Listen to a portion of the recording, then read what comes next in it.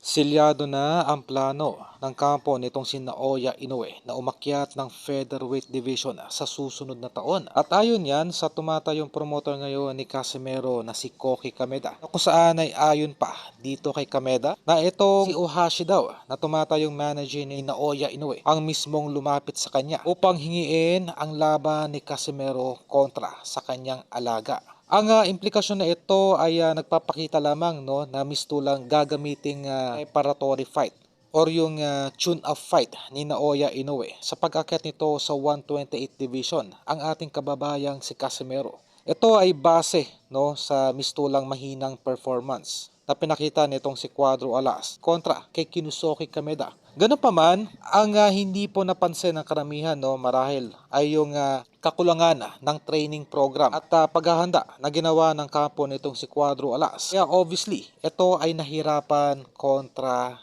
Kameda. At ating pa idagdag yung manipulasyon sa naging desisyon at yung boxing style na ginawa nitong si Kameda na hindi po kaaya-aya na siya kinondena ng Japan Boxing Commission. Kung ito man ay magmaterialize sa susunod na taon, ay mistulang gagawing tune-up fight di umano ni Naoya Inoue itong ating kababayang si Cuadro Alas ayon kay Kameda. Ito ang marahil posibleng maging isa sa mga pinakamaling decision making magagawa nitong si Ohashi na galing mismo kay Casimero. Na sa oras na itong si Naoya Inoue ang kanyang makakalaban ay gagawin nito ang lahat-lahat ng preparasyon at training upang makuha ang kanyang peak o yung best conditioning kontra dito kay Naoya Inoue. Kumaga maghahanda lamang ng todo itong si Cuadro Alas kung itong si Naoya Inoue na ang kanyang makakalaban.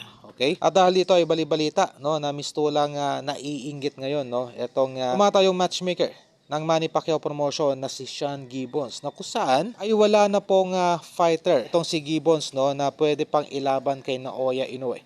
Huli na po itong si Alan Peter Picasso na kanyang alaga na nasa ilalim ngayon ng Manny Pacquiao promotion. So after po itong malampaso ni Naoya Inoue ngayong Disyembre ay wala na pong panlaban pa etong si Sean Gibbons para kay Inoue. Hindi na po ito kikita pa sa anumang porsyento sa laban ng hapon.